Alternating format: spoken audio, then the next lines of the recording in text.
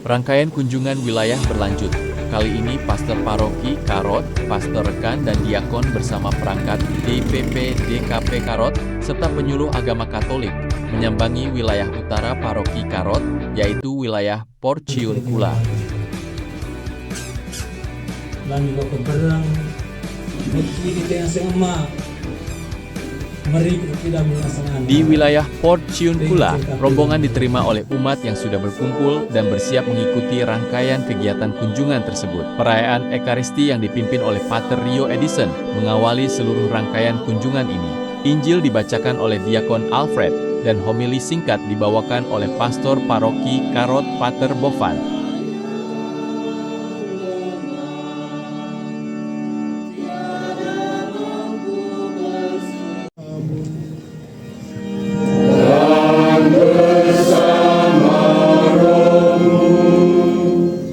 Pada sore hari ini kita semua berkumpul di tempat ini. Bersama-sama kita hendak mengadakan kunjungan dan perjumpaan pastoral di tempat ini. Bersama-sama kita akan Pikulah kuk yang kupasang dan belajar. Murid-murid Yesus seperti domba dibawa ke tengah-tengah serigala.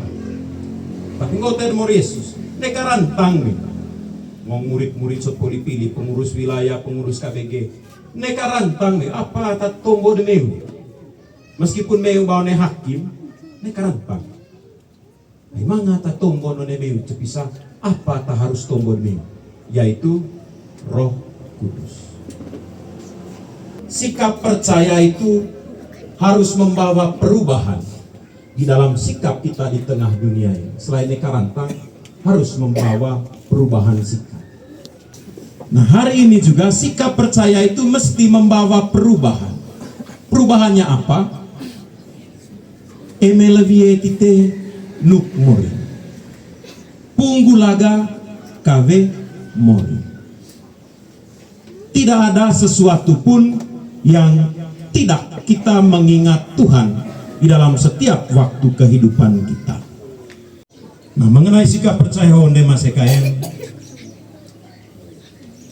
sebagai sebuah penutup, kenapa saya mengatakan benang merah ini penting, mau mengajak kita sekalian supaya kita ini saling percaya. Umat percaya kepada pengurus di sini, pengurus juga mesti percaya kepada umat dengan segala kelebihan dan kekurangan. Semua umat di sini juga mesti percaya kepada apa yang menjadi kebijakan-kebijakan gereja. Karena tidak ada sesuatu pun kebijakan gereja itu nanang ba umat onenenda. Mangai mendon, manga. Tetapi mendoh itu kalau kita jalankan dengan tulus hati, senantiasa mendatangkan berkat, kebaikan untuk kehidupan kita di sini maupun juga kehidupan kita nanti setelah kehidupan. Setelah perayaan Ekaristi, pertemuan berlanjut dengan sesi dialog dan diskusi seputar program pastoral yang melibatkan seluruh umat paroki. Beberapa poin yang menjadi topik dialog dan diskusi adalah persiapan Festival Golo Curu, pembangunan menara lonceng gereja yang sedang berlangsung, persiapan perayaan puncak Yubileum 800 tahun Santo Fransiskus Assisi, dan persiapan perayaan syukur dua imam baru yang berasal dari paroki Saint Franciscus Assisi Karot. Setelah para pengurus Dewan Paroki menyampaikan gagasan tentang beberapa poin yang dibicarakan, semua ketua kelompok di wilayah Porciun Kula diberikan kesempatan untuk menyampaikan laporan persiapan mereka. Dalam sesi ini, para ketua KBG juga menceritakan geliat pastoralnya seputar arisan dan doa bersama dalam kelompok. Ya, dari sharing para ketua kelompok, keberhasilan itu diraih. Tetapi juga ada hambatan yang memerlukan kesabaran, pendampingan, serta doa yang tak putus-putusnya, yang menggambarkan sebuah panggilan bagi semua untuk peduli pada sesama. Kadang, hal inilah yang merefleksikan kegelisahan para murid Kristus yang diutus ke tengah-tengah serigala. Tidak mengikuti arisan karena alasan yang masuk akal alasannya. Itu tadi mengenai finansial atau pekerjaan bulanan istilahnya. pendamping itu arisan dengan UBSP belum dijalankan. Selama 2 kali pertemuan baik dilakukan di bulan Mei maupun di Oktober, semuanya gagal. Jadi bapak-bapak ibu yang sebagai anggota KBG sepertinya merasa tidak siap untuk mengikuti kegiatan arisan seperti itu. Pembuka BGH landasan biblis Sonai Jemaat Perdana itu berkali-kali dijelaskan. Kalau kita ngomong kesepakatan bersama atau saling membantu, itu juga sudah dilakukan oleh Jemaat Perdana. Maka harus nonton sama-sama, ngaji sama-sama. Emenggo tite gerenggo kereng tua KBG kumpul tahun 100%, gereng empoyo, kita mah kumpul sama-sama. Saya punya kebanggaan Bapak Ibu Saudara-saudara terkasih. KBG Damian, supaya Damian. Saya dulu punya kecemasan tersendiri dengan KBG ini. Tetapi nyatanya mereka bisa melewati 50% setoran dari menara lonceng. Kenapa? Kumpul sama-sama isi, ngaji sama-sama. Satu pertanyaan saya, bagaimana kiat-kiat gereja untuk bisa hadir secara langsung bersama umat mengadakan program-program yang merakyat seperti ini mengana yang sing gereja dari mai oleh media gereja dari rumah calangancing dibuatkan program berupa yang pertama kelompok radio mantan ternak. Terus yang kedua dibuatkan kelompok pertanian, ada pendampingan sehingga banget kegiatan ekonomi oleh masyarakat. Tahu mau program ini? Rencana program ini dulu adalah penggemukan. Sempat kita berpikir untuk peranakan, penggemukan. Dengan dikembalikan ke paroki itu penjualannya itu 20-30%, tergantung dari yang kemudian menjual ini. Sampai tema cana kembali. Maksudnya program ini adalah bergulir.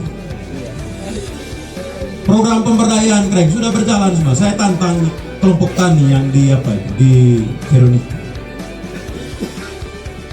Cukup pandai kelompok tani.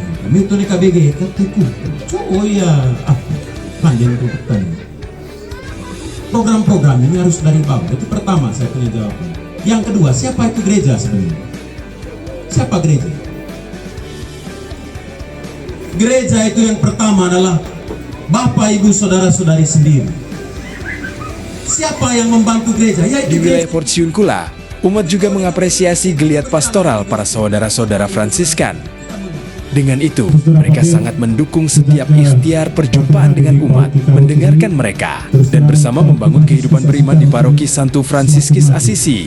Karot, umat juga memberikan kesaksian tentang keteguhan beriman melalui partisipasi dalam kegiatan gereja.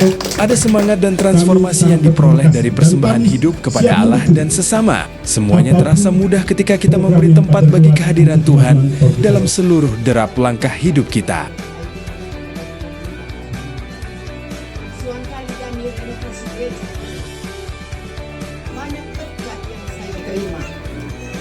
Banyak berkat yang saya terima yang saya tidak bisa hitung dengan jari-jari saya ataupun pakai apapun, saya tidak bisa hitung. Ada hal tentang pengajaran gereja yang belum sungguh dipahami, maka kesempatan kunjungan ini juga menjadi tempat untuk mendalami dan memperoleh ajaran yang benar. Rumusan yang benar akan mendukung pewartaan yang benar.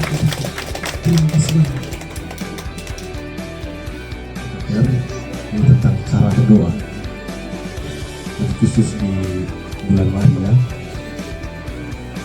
Ini berawal dari obrolan antara saya dan istri pada saat setelah makan.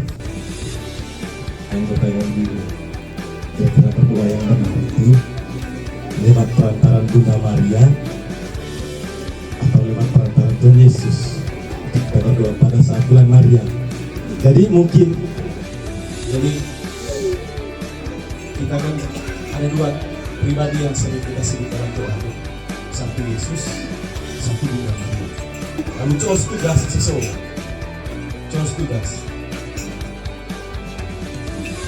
Kita berdoa di bulan Mei dan Kita sudah sampai di ujung pertemuan ini. Terima kasih untuk semua umat yang memberikan waktunya bagi karya pelayanan gereja. Semoga Tuhan menganugerahkanmu kesehatan, semangat, sukacita, cinta, dan kebaikan. Sampai bertemu dalam perjalanan selanjutnya. Kami mengucapkan terima kasih atas semua waktu, atas semua partisipasi yang kita berikan dalam melaksanakan misa kunjungan wilayah ini.